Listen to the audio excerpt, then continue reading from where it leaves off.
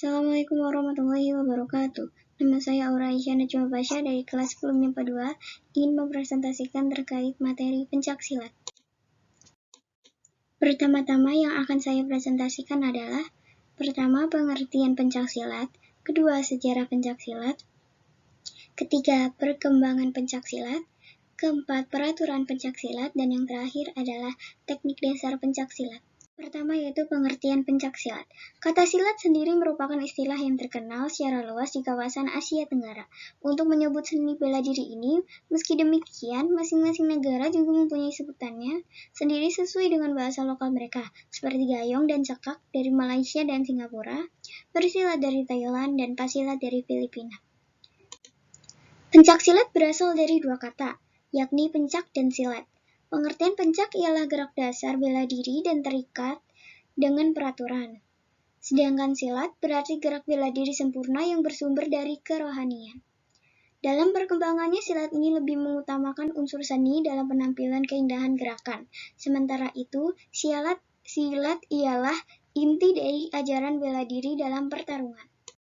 Pengurus besar IPSI sendiri menyebutkan pengertian pencaksilat sebagai pencaksilat ialah hasil budaya manusia di Indonesia untuk membela, lalu mempertahankan eksistensi kemandiriannya serta integritasnya menunggal untuk lingkungan hidup sekitarnya guna mencapai keselarasan hidup dalam meningkatkan iman dan takwa terhadap Tuhan Yang Maha Esa.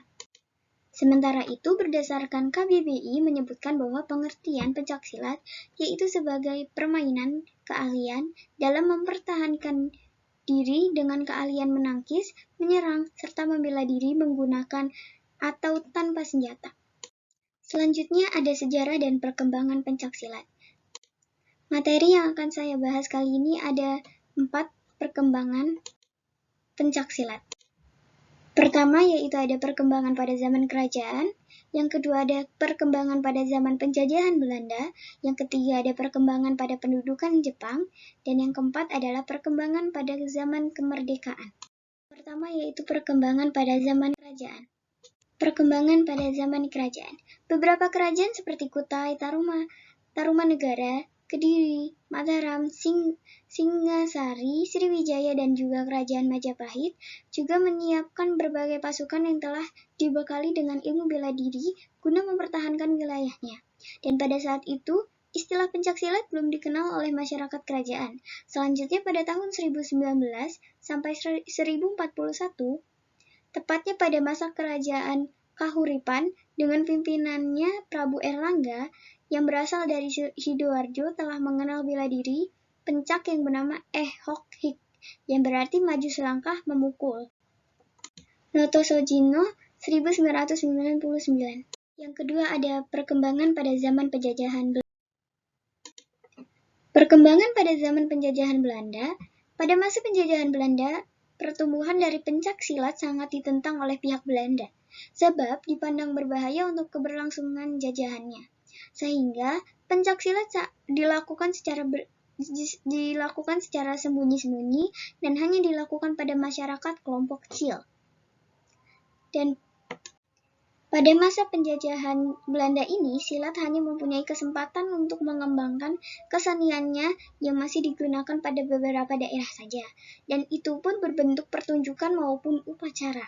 Pengaruh yang berasal dari penekanan zaman penjajahan Belanda turut mewarnai pertumbuhan silat dalam masa selanjutnya. Selanjutnya yaitu perkembangan pada pendudukan Jepang. Perkembangan pada pendudukan Jepang. Sebab anjuran dari Shimizu, maka banyak diadakan pemusatan tenaga dari aliran pencaksilat sini. Pada masa ini seluruh wilayah Jawa didirikan perkumpulan pencaksilat yang telah diatur pemerintah secara serentak. Meskipun Jepang telah memberi kesempatan untuk menghidupkan unsur-unsur warisan dari kebesaran bangsa tersebut, tetapi tujuan utamanya adalah guna mempergunakan semangat yang menurutnya akan berkobar lagi, yang tentunya untuk kepentingan Jepang, bukan kepentingan nasional.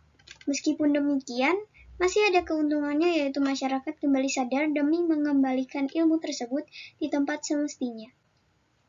Bahkan masyarakat juga mulai menata kembali ilmu silat ini dan selanjutnya mengaplikasikan nilai-nilai yang ada dalam kehidupan sehari-hari.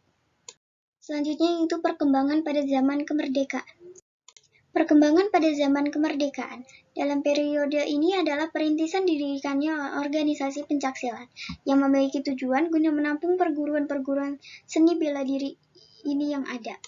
Pada tanggal 18 Mei tahun 1948, di Surakarta terdapat beberapa pendekar yang berkumpul dan kemudian membentuk sebuah organisasi yang bernama Ikatan Pencaksilat Seluruh Indonesia atau yang disingkat dengan IPSSI. Dalam organisasi tersebut diketuai oleh Mr. Wongsonegoro dan kemudian mengubah nama organisasinya menjadi Ikatan Pencaksilat Indonesia dan disingkat sebagai IPSI yang memiliki tujuan untuk membakar lagi semangat juang rakyat Indonesia pada masa pembangunan. Tak hanya itu, tujuan lain dari terbentuknya organisasi ini adalah untuk memupuk rasa persaudaraan serta kesatuan bangsa Indonesia supaya tidak gampang dipecah belah. Dan sekarang, IPSI tercatat menjadi organisasi silat nasional paling tua yang ada di dunia.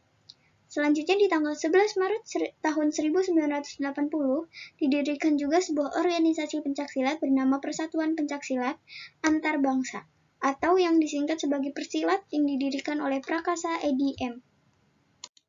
Nalapraya dari Indonesia yang pada masa itu juga menjabat sebagai ketua IPSI, dan kemudian diadakan sebuah acara pencaksilat dengan dihadiri berbagai perwakilan negara seperti Malaysia, Singapura, maupun Brunei Darussalam.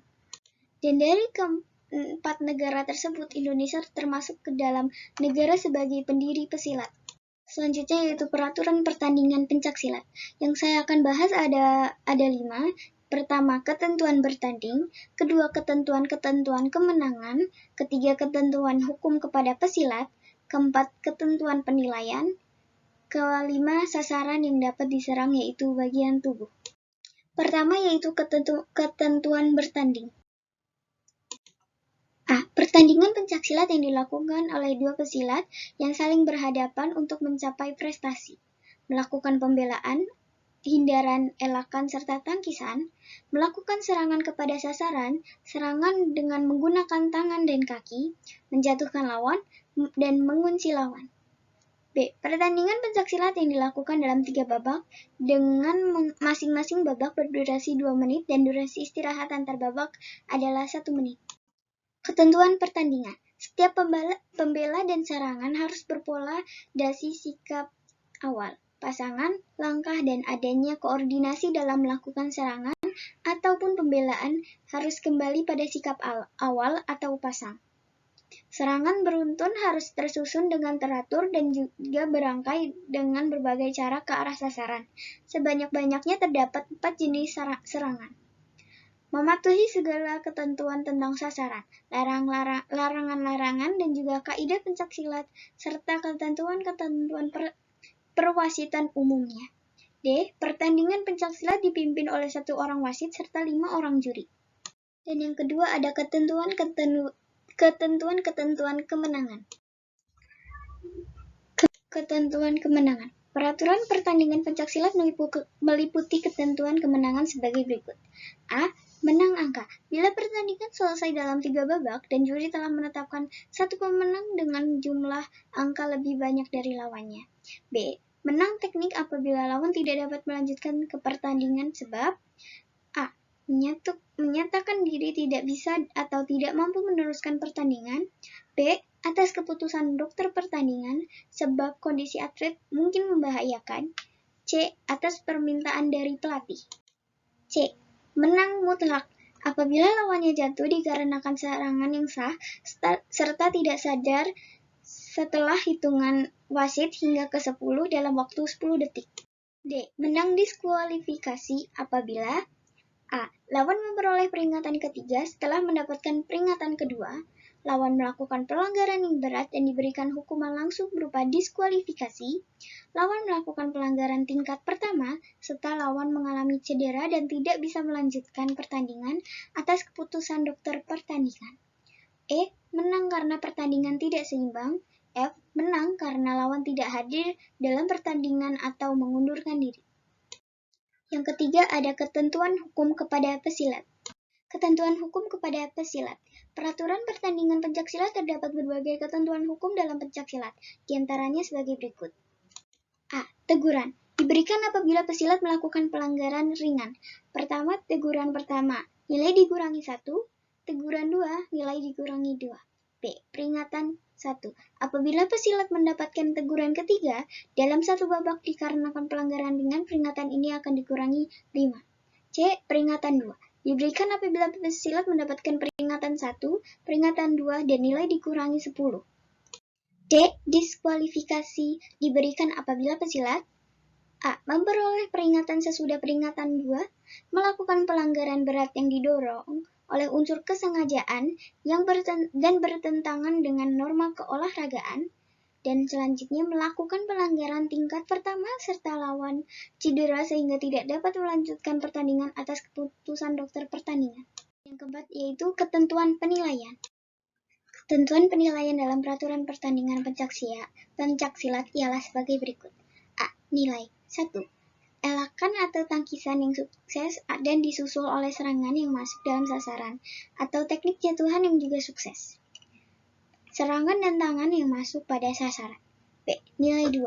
Serangan kaki yang masuk pada sasaran. C. Nilai 3. Menjatuhkan lawan. D. Nilai 4. Mengunci lawan. Selain nilai-nilai di atas juga diberikan nilai kerapian teknik, yakni penilaian atas kaidah permainan. Pencaksilat dengan terendah yaitu 2 dan nilai tertinggi yaitu 5 dalam setiap babak. Yang kelima, sasaran yang dapat diserang yaitu bagian tubuh,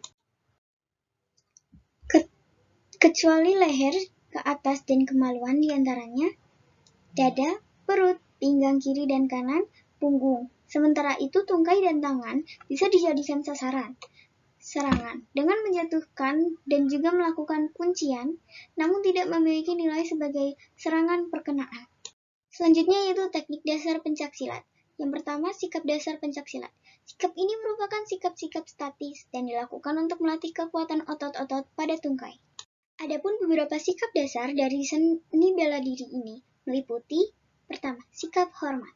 Yang pertama yaitu sikap hormat atau sikap tegak yang digunakan guna menghormati musuh maupun kawan.